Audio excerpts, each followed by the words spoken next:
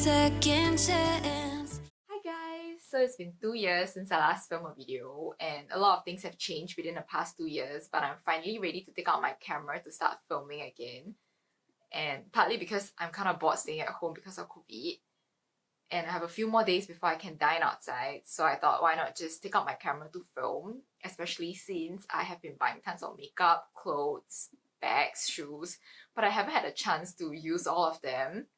So I wanted to film and maybe show you guys and maybe show the world and to give myself more reason to continue buying things.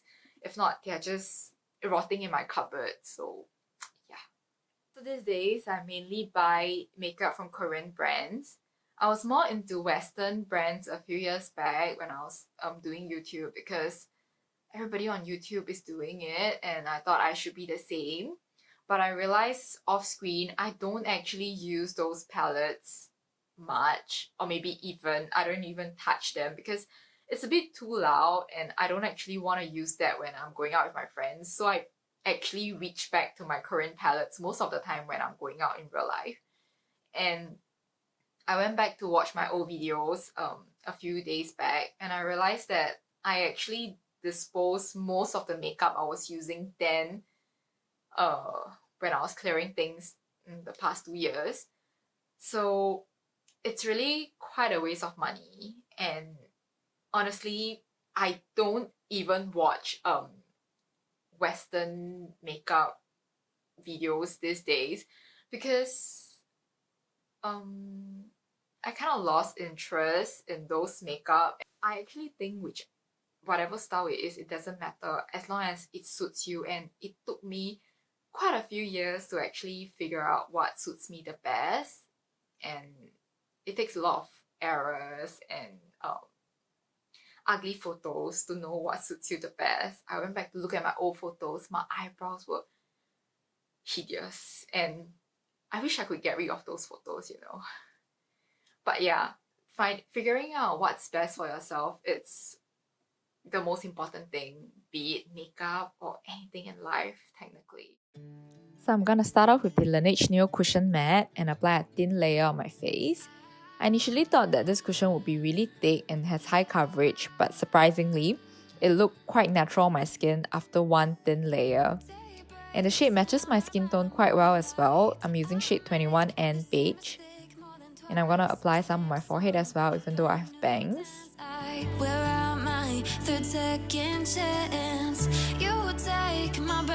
This is how my skin looks like after one layer of foundation.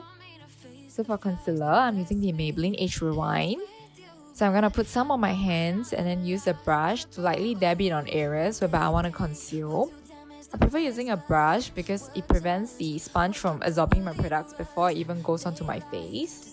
So I'm gonna spread the concealer on my under eye and then use a sponge to lightly blend it out so that it looks more even and natural.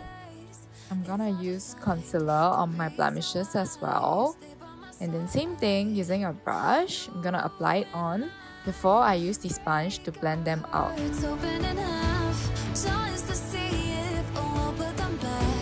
Using the Kat Von D Blotting Powder Compact, I'm gonna focus on areas where I put concealer on earlier to set it, as well as areas that get oily easily, such as my T-zone and chin. I prefer using a skin tone powder as compared to colourless powder when it comes to setting my under eye because it gives me a teeny weeny bit more coverage. Since we're wearing masks these days, it's super important to powder out our nose area. And not forgetting my forehead because I do not want my bangs to be sticking all over my forehead. I'm gonna pour some loose powder in the cap. Just take a brush and swirl it all over my face. I don't normally like to powder my face, I prefer the dewy finish, but it's almost impossible to have a dewy finish these days because of the mask. It's just gonna end up staining your mask and looking like a mess once you remove your mask. So I try to keep my makeup as matte as possible nowadays.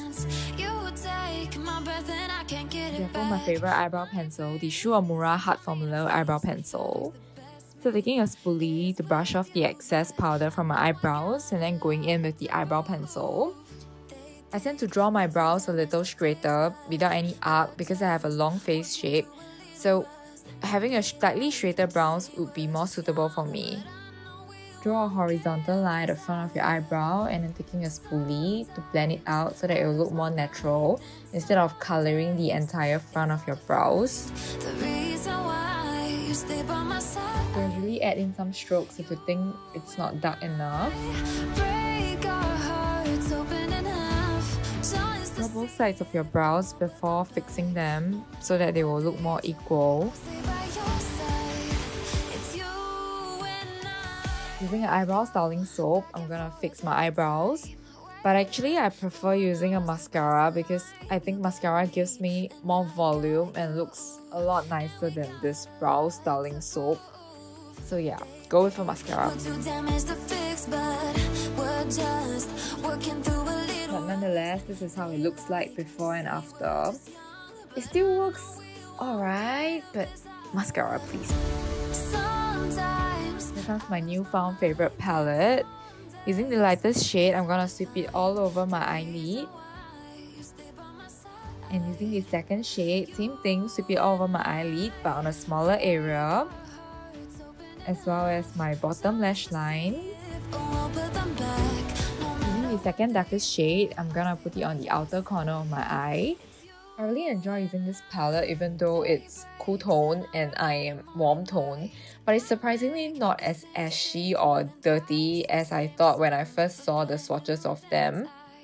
I like how all the shades here are slightly muted and not super pigmented. It allows me to create a slightly subtle smoky look that isn't too much when you're going out in the day. This palette goes really well with either grey or blue contact lenses.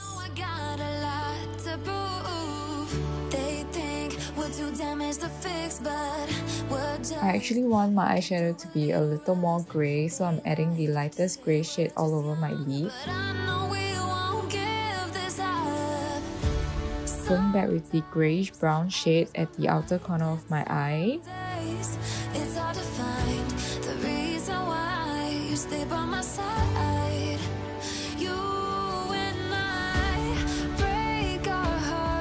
Using a brown eyeliner or black is fine as well depending on your personal preference. I prefer using a gel eyeliner because it gives more room for mistakes. And I normally tilt my head slightly backwards and extend a line out from my lash line instead of doing a flick since I'm not really a fan of cat eye. You can use your fingernail or cotton bud to slightly clean it up if you make any small mistakes.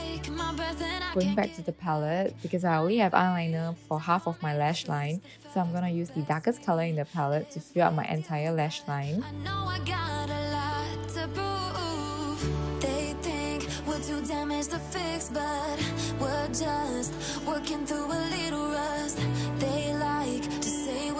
You can use a powder brush to dust the excess fallout on your face. The eyeliner looks a lot more natural now, instead of just like a line appearing out of nowhere. Apply some of the same shade near the outer corner on the bottom lash line. You can use a eyeliner for this step, but using a dark eyeshadow will make it look less smoky. Blending it out with some of the leftover light brown shade. Curling my lashes before I apply mascara.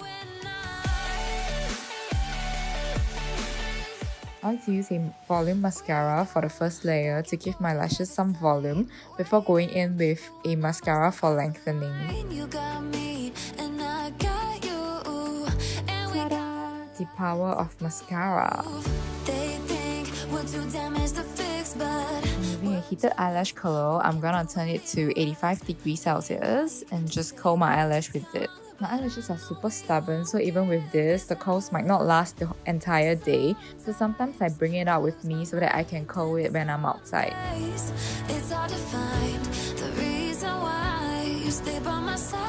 Don't forget to use it on your bottom lash.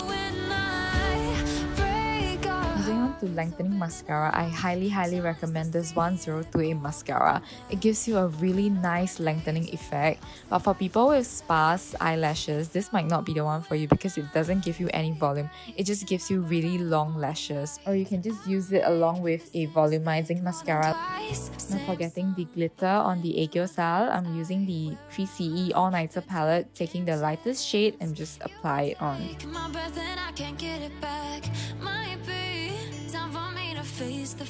I've recently gotten this contour powder from Etude House, so I'm gonna use some to contour my face. There isn't a specific rule when it comes to contouring since everyone has different face shapes. For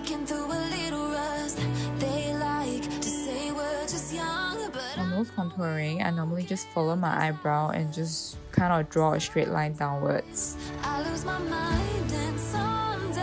Not forgetting the chin, since like I said, I have a long face, so I like to contour my chin.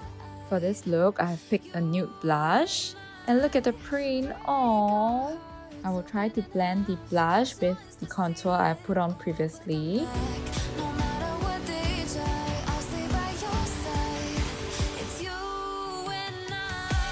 And just apply highlighter to the highest point on your face.